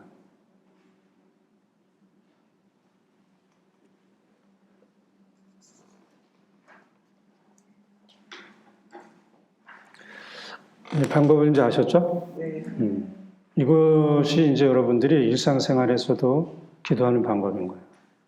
기도를 아무리 내가 조용한 데서 1시간 했다, 이거 금방 가면 잊어버려요. 내가 분심 중에 정말로 이게 기도라고 할 수 있을까 하는 중에 지속적으로 예수님을 내 안에 모시고 계속 예수님께 청하면 우리는 이 기도를 하고 살면 머지않아서 사랑에 불타오르게 돼 있어요. 이 기도가 여러분들이 하셔야 될 기도인 거예요. 그런데 이제 이런 사람들이 또 잘못하는 거는 점을 보러 가고 또 요즘은 타로를 보고 타로라는 게 있어요. 타로. 무당한테 찾아가고 책으로 어떻게 한대요. 그래서 제가 그 책이 하느님 책? 마귀가 쓴 책? 아니면 그 책이 무슨 책인데? 무슨 책으로 보는데? 하느님의 책이 아닌 건 다 악하게 끌겠죠? 그래서 이거는 철학이니까 무슨 철학? 철학도 얼마나 악한 철학이 많은데. 그래서 여러분들이 아주 교묘하게 악이 아니다 하고 끌려갈 수 있는 것들이 많은데 그쪽에 가면은 더 끔찍하게 된다는 거 알아야 돼요. 그리고 또 하나는 알코올 중독자가 아주 조금 술 한 잔 마시면 어떻게 돼요? 이 사람이 10년 동안 알코올을 안 먹고 살았더라도 알코올 중세가 이렇게 도르는 거 알죠? 중독된 사람들이 죄를 지으면 알코올 한 잔 마신 거하고 똑같아요. 그러니까 이 사람들이 죄를 안 짓고 살기 굉장히 힘들죠. 그래서 죄 짓지 않기 위해서 예수님께 얼마나 매달리면서 싸워야 되는지 여러분들이 느낄 것 같아요. 실제로 이제 이 사람들이 이런 것을 알면 죄 짓지 않고 한 다음에 자기 상태를 자기들이 잘 알거든요. 죄를 짓지 않으려고 발버둥을 쳐도 악이 죄를 짓게 강제로 하는데 이렇게 강제로 해서 짓는 죄는 죄가 아닌 거예요. 내가 진 게 아니고 악이 저지른 죄니까. 그래서 죄를 짓지 않으려고 예수님께 간절히 청하는 거예요. 이렇게 하면 예수님께서 특별히 성경 묵상을 하면 예수님께서 이 영적 전쟁의 최전방에 나가셔요. 그래서 악을 제압하고 꼼짝 못하게 만들고 악을 완전히 물리쳐 주시는 거예요. 왜 그러냐면은 예수님이 계시는 그 성경 구절을 내가 묵상하고 있으면 예수님이 거기 머물러 계셔요. 그래서 이 기도가 그렇게 중요하다는 거예요. 머물러 계시는 예수님께서 직접 이 악을 제거하시는 거예요. 여러분들에게 필요한 것, 모든 것, 그러니까 내가 예수님과 사랑으로 불타오르는 데 필요한 모든 것을 즉각 직접 주실 수 있는 게 성경 묵상인 거예요. 그래서 이제 때로는 어떤 사람은 너무 심하게 그 점령당해서 꼼짝달싹 못하는 사람도 있어요. 가만 놔두면 뭐 이상한 행동을 하고 그래서 아마 이 사람들이 대부분 정신병동에 가 있을 거예요. 이 사람들을 위해서는 예수님이 방법을 또 주셨어요. 우리 구리뱀 얘기 들으셨죠? 구리뱀에 물려서 이런 사람은 어떻게 다 죽어가는 거잖아요. 할 수 있는 게 없죠. 구리뱀만 바라보면 살아났잖아요. 이 사람들은 예수님이라고 하는 이름만 부르기 시작해도 예수님이 이 사람들을 특별하게 살리실 수가 있는 거예요. 악은 착한 사람은 절대로 점령할 수가 없어요.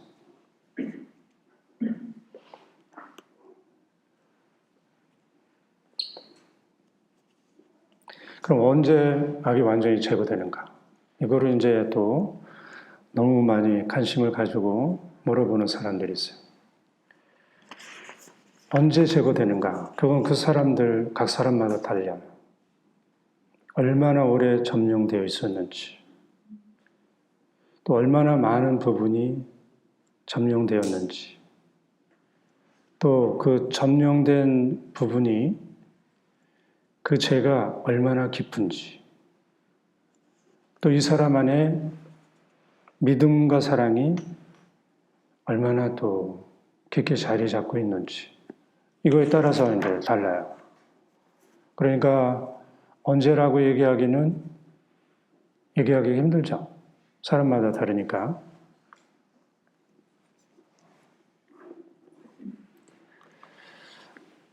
여기서 조금 이제 종합을 해드리면 잊지 않게 악을 제거하려면 믿음으로 기도해야 된다 그랬죠. 그 믿음으로 기도하는데 가장 좋은 기도 방법은 성경 묵상이라 그랬죠. 그 이유는 하루 종일 예수님하고 머물러서 또 언제 완전히 제거된다 그랬어요? 사랑이 불타오를 때. 이때는 뭐 들어봐도 그냥 제거되겠죠?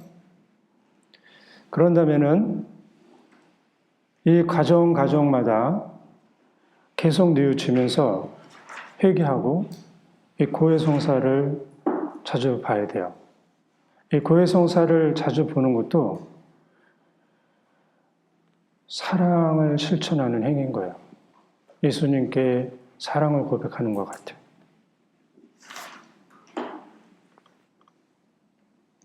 그럼 이제 이 사람들을 도와주는 사람들, 대신해서 기도해주는 사람들 위해서 어떻게 해야 되는지 알려드리겠어요. 중풍병자. 마태복음에 보면은 이 중풍병자 친구들이 예수님이 계신 자리에 그 지붕을 벗겨내고 예수님 밑으로 이렇게 내려보낸 그런 내용이 나와요. 여기서 이제 중요한 것은 이 친구들의 행위가 아닌 거예요. 우리 눈에는 행위가 이렇게 보이잖아요. 그래서 이 행위가 그러는데 이 친구들이 중풍병자를 살리려고 하는 이 마음, 이것이 중요한 거예요. 이 친구들의 사랑하는 이 마음과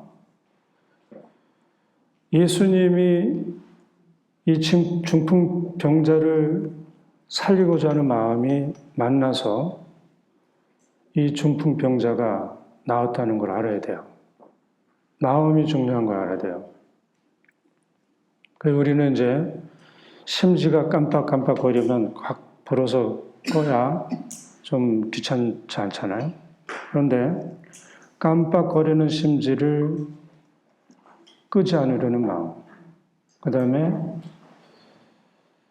깜빡깜빡거리는 그 심지에 불을 밝히려는 예수님의 마음이 만나면 죽었던 사람도 살릴 수가 있어요. 여러분들이 죽은 사람들이 다시 살아난 그 내용을 자세히 요구하고 맞춰서 읽어보세요. 그래서 이제 이것도 저것도 아무것도 못하는 사람을 도와주는 사람들은 이 마음으로 도와줘야 예수님의 그 마음과 만나서 이 사람들 안에 악이 제거되고 하느님 나라가 형성될 거예요.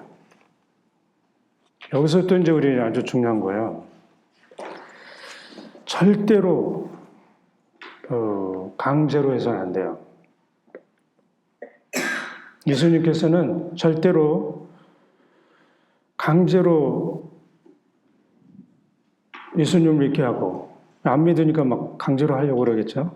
그럼 안 된다는 거야. 협박하고도 너 안 믿어? 너 오늘 뭐 내일 뭐?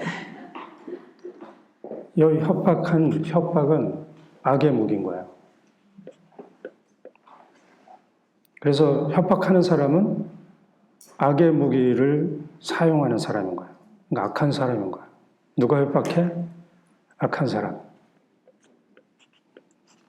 예수님은 자발적으로 믿고 자발적으로 사랑할 때까지 자비로운 마음으로 기다리시죠. 그래서 이 도와주는 사람이 가져야 될 마음인 거예요. 그 다음에 사랑의 덕에 대해서.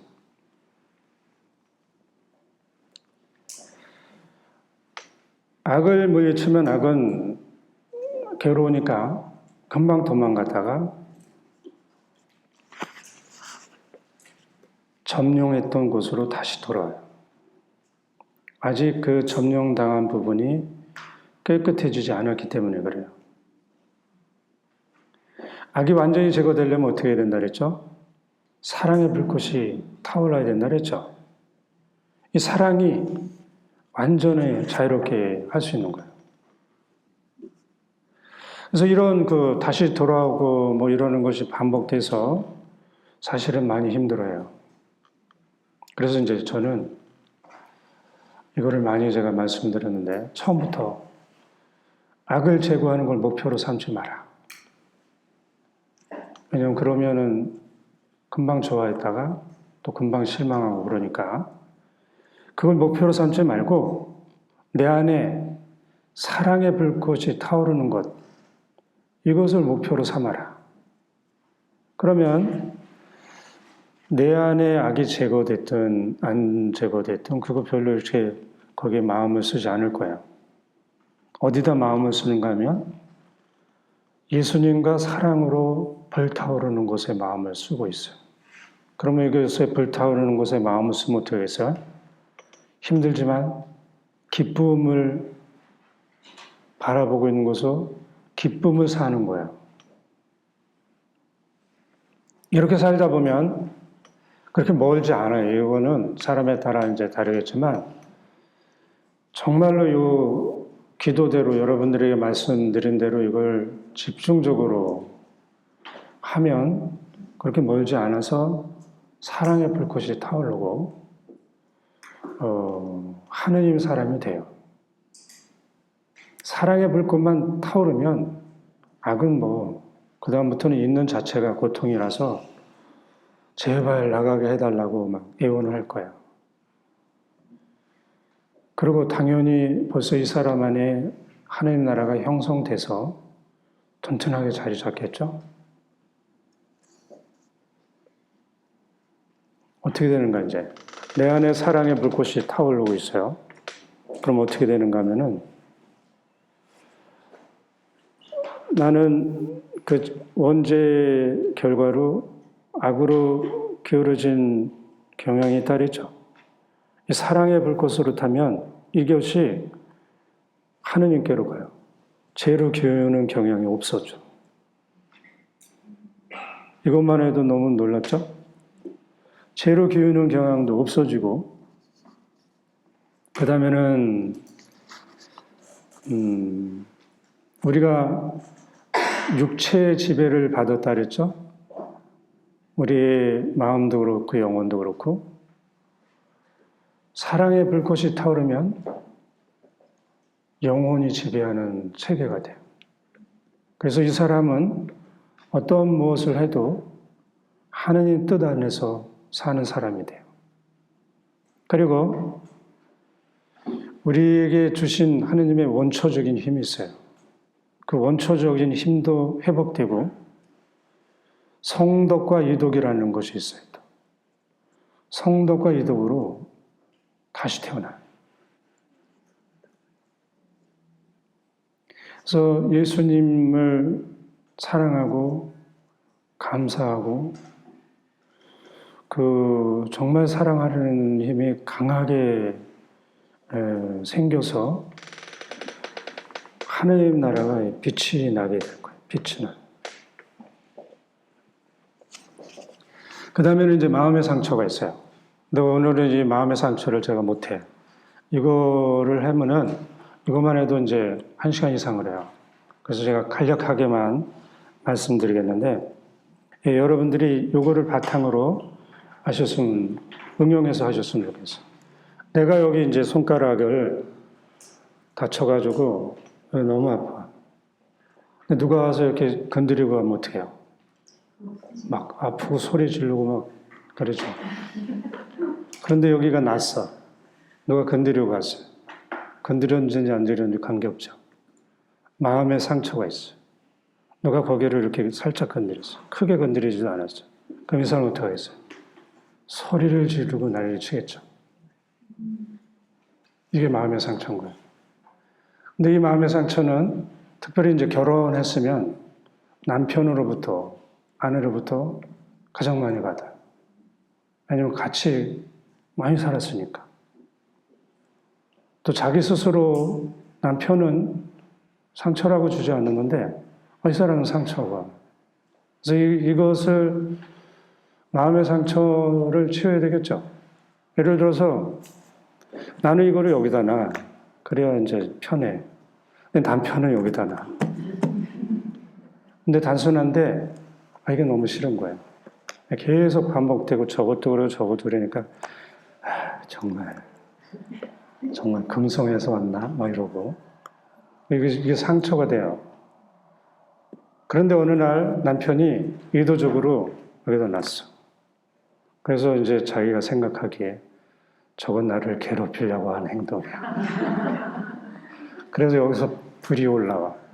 근데 이게 이런 상처가 없으면 안 생기는 거야. 근데 나는 여기다 놔도 괜찮고 여기다 놔도 괜찮아. 이 사람 상처 돼요? 이런 상처들이 우리 안에 많죠. 어떤 사람이 아주 심하게 모욕적인 말을 줘도 상처가 돼요. 그런데 그런 것들은 우리는 이제 잘못 생각해서 시간이 지나면 괜찮을 줄 알아요. 그런데 시간이 지난 게 아니고 아들이 아니면 아주 가장 착한 누가 나한테 그 부분을 딱 찍어도 나는 아파하면서 벌써 이렇게 올라와 있어요. 상처로 인한 반응이. 이게 마음의 상처인 거예요. 그러니까 여러분들에 많겠죠? 이거는 예수님만 치유해 줄 수 있는 거예요. 그래서 여러분들이 예수님께 치유를 받지 않았다면 그대로 남아있어요. 그래서 이제 부부 간에 아주 행복하게 지내려면 어떻게 하겠어요? 서로가 마음의 상처를, 내가 어떤 마음의 상처를 줬어? 내가 무슨 말하면 상처가 돼? 서로 많이 나눠가지고, 그러면 그 상처를 예수님께 이렇게 치유받아. 그럼 나도 좀 좋겠어. 나도 좀 편하게 살겠어. 내 안에 있는 마음의 상처도 예수님께서 잘 치유를 받는 거예요. 가족들 간에 어려서부터의 인간관계 안에서 내가 입었던 상처들 있죠? 다 그렇게 하시면은 되는 거예요. 그 다음에는 이제 제 인식에 대해서 말씀을 드리겠습니다. 여기서 이제 제 중독에 대해서 말씀을 드리는데, 이 제 중독에 걸린 사람들이 우리나라에, 이 세상에 많이 있어요. 이 제 중독이 뭔지를 알려드리겠어요. 나병 환자인지 아닌지 알기 위해서 예전에 어떻게 했어요? 촛물을 이렇게 떨어뜨려 봤어요. 잘 때든지 언제. 그래서 이 촛물을 떨었는데 뜨거워서 깨면은 나병 환자가 아니고, 아무리 떨어뜨리고 해도 이상 없으면 먹으면 나병 환자구나 라고 이렇게 진단을 내렸어요. 그런 거 여러분 보셨죠? 보셨나? 못 봤어요? 한 번도? 아무튼 그래서 이제 제 중독에 걸리면 죄를 줘도 감각이 마비돼서 통증을 못 느끼고 나병 환자와 같은 반응을 해요. 근데 이거를 이제 제가 좀 이해하기 위해서, 요거 이제 이 하얀 백지죠. 여기에 우리가 말하는 잉크, 먹물이 한 방울 똑 떨어지면 어떻게 돼요? 금방 다 보이죠? 2방울, 3방울, 10방울, 100방울 떨어지면 어떻게 되겠어요? 그다음부터는 안 보이죠? 그럼 떨어졌는지 안 떨어졌는지 모르죠? 이게 죄의 중독인 거예요. 그래서 이 사람들은 죄인인지도 모르고 그렇게 살고 있어요. 그리고 또 이 사람들의 특징은 뭐예요? 죄를 지면 쾌락을 느껴. 이 약물 중독자들이 처음에 약물 중독을 하는 이유는 거기에 좀 쾌락이 있죠. 그래서 죄 중독에 빠진 사람들이 죄를 지으면서 쾌락을 느끼기 때문에 그 쾌락을 느끼려고 죄를 짓는 게 죄의 중독이에요. 이런 끔찍한 현실, 이제 여러분들 뉴스에서 봤죠? 어떻게 사람이 저렇게 될 수 있을까? 그런데 지금 이런 사람들이 많이 있는 건 이제 드러났죠? 예전엔 숨어 있었는데 지금 많이, 이제 표출되는 거예요. 이게 쌓였던 게 어쩔 수 없이. 우리나라에도 드러나죠?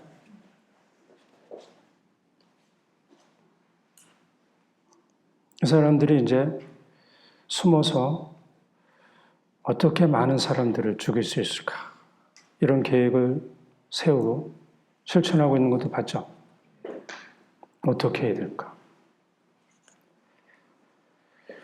예수님께서는 이 사람들 안에도 하나님 나라를 형성하려고 이 세상에 오셨어요.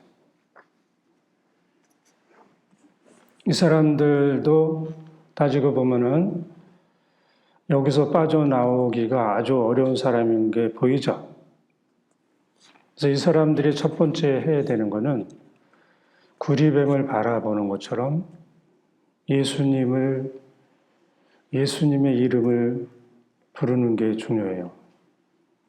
예수님의 이름을 한 번이라도 부르는 게. 한 번이라도 예수님의 이름을 부르면서 이 죄의 중독에서 저를 구해달라고 청하는 게 아주 중요해요. 그리고 이 사람들이 죄를 지으면서 느끼는 쾌락, 여기에서 벗어나게 해달라고 기도하는 게 중요해요. 또 이 사람들 중에는 이제 많이 벗어났지만 다시 그 죄를 지으면서 느낀 쾌락을 빠지고 싶은 이 충동이 있을 때도 있어요. 근데 어떠냐면은 이집트에서 이스라엘 백성들이 탈출해서 광야로 갔잖아요. 그러기 위해서 너무나 그거를 원했잖아요. 근데 가서 먹을 게 없으니까 이집트에서 먹었던 그 음식을 이렇게 기억하면서 여기 온 것을 막 원망하고 막 난리를 치죠. 근데 실제로는 이제 그런 건 아니죠. 견디지 못해서 그런 거잖아요. 이 사람들도 이제 그럴 텐데 이 사람들을 돌보고 있는 사람들이 있을 거예요. 제가 이렇게 말하면 다 아실 것 같은데 구체적으로는 안 하겠어요. 이 주변에서 이 사람들을 돌봐주는 사람들은 이래저래도 이 사람들을 잘 타이르고 또 격려해서 죄의 중독에서 빠져나올 수 있도록 도와줘야 할 거예요. 이 사람들이 어떻게 여기서 빠져나오는가 하는 거는 구체적인 건 이미 제가 말씀드렸어요. 영적인 상처에서 빠져나오는, 치유되는 그 방법하고 똑같아요. 그래서 이분들을 도와주는 많은 사람들은 용기를 잃지 말고 치유될 때까지 이렇게 하시면 될 것 같아요. 이 사람들은 사실은 너무 많이 힘드니까 저희 강의를 듣는 여러분들 또 모든 분들이 이 사람들을 위해서 주님의 기도를 하실 수 있을 때 기억나면 한 번씩 해주시면 큰 도움이 될 거예요. 이 사람들을 꼭 기억해 주셨으면 좋겠어요. 그 다음에는 제 인식에 대해서 제가 무엇인가 이거에 대해서 이제 여러분들이 이 부분을 잘 알아야 또 하느님 나라를 형성할 수 있어요. 하느님 나라를 형성하기 위해서는 제가 무엇인지 아는 게 아주 중요해요. 왜냐하면 하느님 나라는 죄나 악이 있을 수가 없어요. 우리는 교회 성사를 보기 전에 이제 십계명 이것으로 이제 성찰하는데 예수님이 보시는 그 죄는 우리하고 많이 달라요. 예를 들면 나는 물 위에 떠올라 있는 빙산만 이렇게 일각이라 그러죠. 그것만 바라보는데 예수님은 빙산 전체를 바라보셔요. 우리는 그래서 교회 성사를 봐서 더 드러난 부분을 깎아버리면 제가 용서받는다 그러는데 깎아버리면 어떻게 해요? 물 밑에 있는 게 떠오르겠죠? 그래서 빙산 전체를 제거하는 교회 성사를 해야 되는데 첫 번째 우리 빙산 전체를 봐야 그렇게 하겠죠? 그러면 어떻게 되겠어요? 여러분들이 해야 되는 거는 이것도 이제 받아 적으시면 좋을 것 같아요. 성찰을 하는데 예수님, 당신이 보시기에 제가 무엇인지 알려주십시오. 이렇게 하면서 성찰하는 거예요. 자꾸 그거를 되뇌면서 이렇게 하면 예수님께서 제가 무엇인지, 나의 죄가 무엇인지, 나의 죄로 인해서 나와 예수님의 관계, 나와 이웃, 나와 세상에 빚어진 죄의 결과를 볼 수 있게 해줘요. 이걸 다 뉘우쳐야지 사실은 뉘우치는 게 되겠죠. 이거는 사실은 다르게 얘기하면 뭐냐면 내가 지은 죄의 무게와 깊이를 알게 되는 거야. 그래서 이제 내가 살아오면서 지은 죄의 무게와 깊이를 알게 되면은 어느 경우는 감당할 수 없는 죄의 무게에 눌려서 허덕일 수도 있어요. 그래서 이 죄의 무게를 예수님께 맡겨드려야 돼요. 내가 지려고 하지 말고. 그래서 예수님께 맡겨드리고 끝까지 예수님께 나의 죄의 무게와 깊이를 알게 해달라고 자꾸 청하면 빙산 전체를 보고 빙산 전체를 제거할 수 있게 될 거예요. 그래서 이렇게 기도하는 방법을 이제 우리는 편하게 얘기하면 수동적으로 죄를 예수님께 물어보고 수동적으로 고해성사하는 거라고 얘기해요. 내가 하지 않고 예수님이 내 안에서 죄를 성찰하시고 예수님이 내 안에서 죄를 고백하면서 고해성사를 보는 것.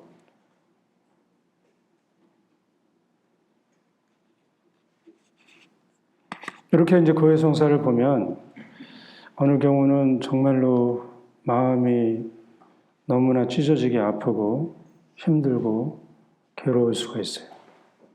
그래서 이렇게 이게 이제 마음으로 뭐라죠? 통해서 드리는 기도라 그랬죠? 이렇게 기도를 하면 고해성사를 보면 어떻게 되세요? 고해성사의 은혜가 내 안에 아주 충만히 내리겠죠. 그리고 이렇게 하면은 새 사람으로 창조돼요. 새 사람으로 창조된 나는 온 세상에 영향을 미쳐요. 그러면서 내 안에 하느님 나라가 형성되는 거예요.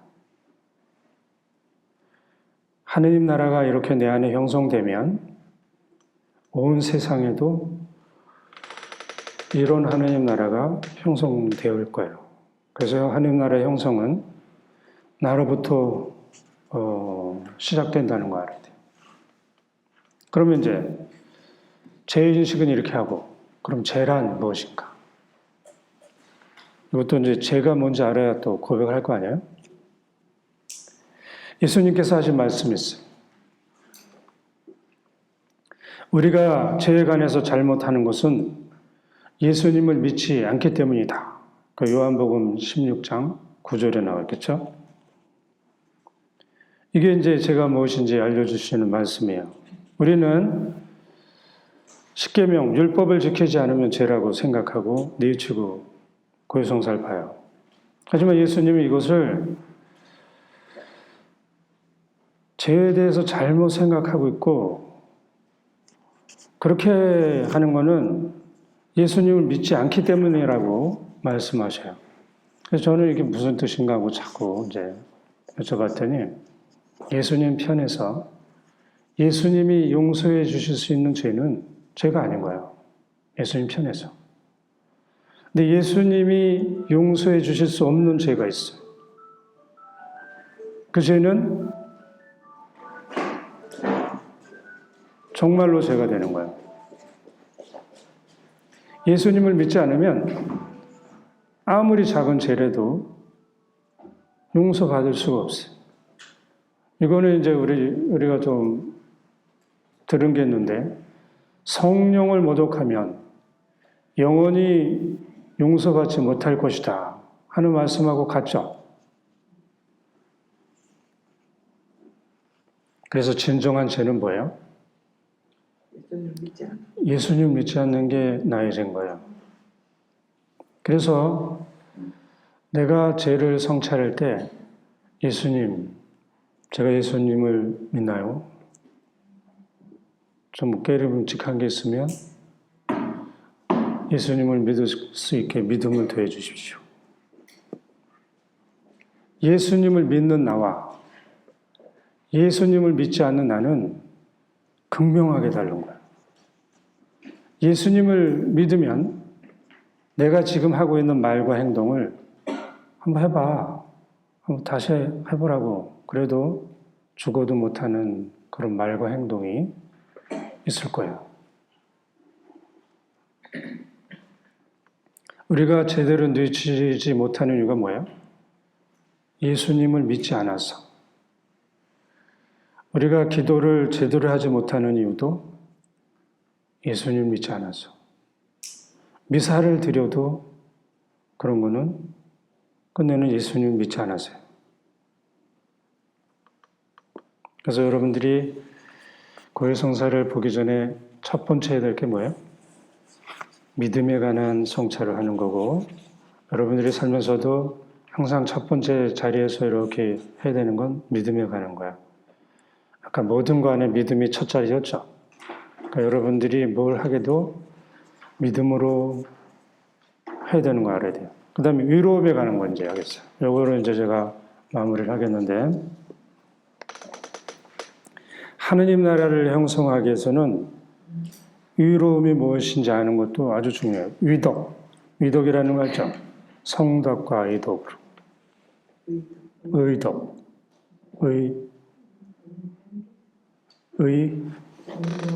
위로움일 때.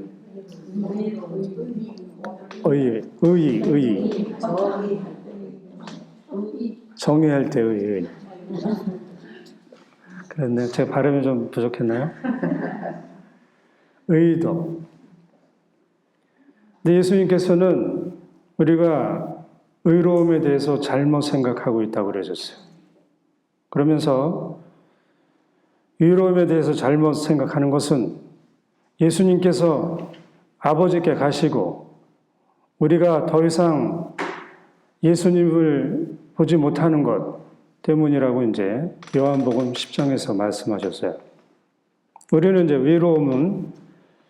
위로운 행동과 율법을 지키면 위롭다고 생각해요. 근데 이런 위로움은 잘못된 위로움이라고 예수님이 말씀하시는 거예요. 이런 위로움을 누가 취했어요? 바리사이들은 자기들이 단식하고 열심히 살고 정말 열심히 사는 거예요. 가는 척이 아니고 따라할 수가 없어. 너무 열심히 살아서. 근데 그 위로움은 위로움이 아니고 우리의 위로움은 예수님께서 십자가의 죽음으로 아버지께 가셔서 더 이상 예수님 우리가 볼 수 없게 되고 이렇게 돼서 우리가 위롭게 된 거예요. 예수님이 요한복음 말씀에 따르면 이 말씀은 예수님이 십자가와 부활로 우리에게 의로움을 되찾아 주셨기 때문에 우리가 위롭게 됐다는 거예요. 우리가 위롭게 된 거는 나의 노력으로 그게 아니고 예수님이 십자가와 부활로 우리에게 주신 선물이죠. 우리가 생각하는 위로움과 예수님이 말씀하시는 위로움이 크게 다르죠. 그래서 성경 말씀대로 이 세상에 위로운 사람은 한 사람도 없어요. 없는 이유가 뭐죠? 예수님을 믿고 예수님께로부터 위로움을 받은 사람만 위로운 거예요.